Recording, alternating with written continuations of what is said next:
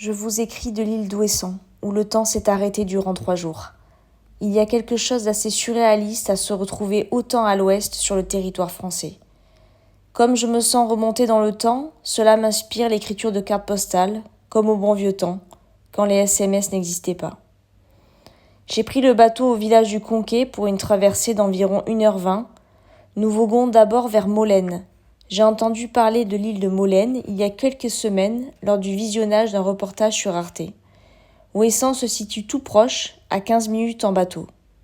La lumière est si belle ce soir-là que le ciel et la mer se confondent. Une fois débarqué, une navette me conduit au village de Lampol, à l'extrémité ouest de l'île. Des petites maisons bretonnes reposent au milieu de l'océan. Elles sont toutes pleines de charme et ont un côté enfantin. J'ai planté la tente au camping et la nuit y fut douce et reposante. Le soleil m'accueille pour une première journée de marche sur le côté sud-est de l'île. Le village se traverse avec le soleil et un calme tout particulier. Après un café au petit bar du coin, je rejoins le sentier qui me conduit jusqu'à une première plage encore désertée.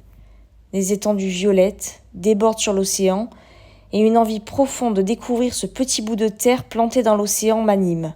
L'océan est calme ce jour-là. Le mythe de la tempête et des vents tourmentés restera un mythe, car le beau temps m'accompagnera le temps de mon passage ici. Je marche au milieu des bruyères avec le bleu de l'océan en toile de fond. Tout est paisible et invite à la contemplation. La sieste est la bienvenue. Le chant des mouettes me berce et je m'endors. Après la marche, je découvre une terrasse au bord de l'eau. Une bière bretonne et le soleil ponctuent ce bel après-midi. En fin de journée, je mange dans un délicieux restaurant où je me délecte d'un homard pêché sur l'île.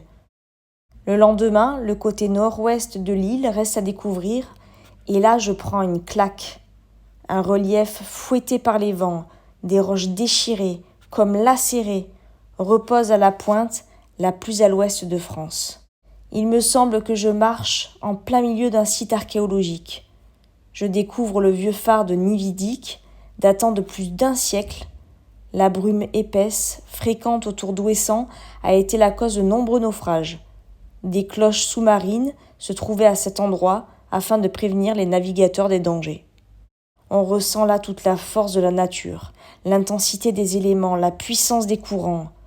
Petite, toute petite sur ce bout de terre, je regarde le va-et-vient des vagues, ce va-et-vient perpétuel et infini, cette marée qui monte et se retire, tel un cycle sans fin.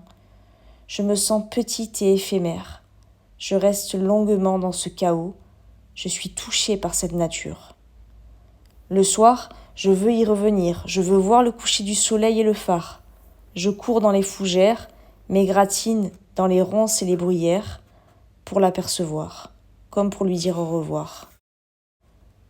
Je vous écris d'un petit bout de terre, empreint d'authenticité, habité par des gens simples et accueillants, un petit bout de terre préservé des gros complexes hôteliers, du m'as-tu vu que je n'aime pas. J'ai eu l'impression de rêver, mais le temps s'est arrêté par ici. Je vous écris d'Ouessant, comme d'un pays imaginaire. À très bientôt. Gros bisous. Céline.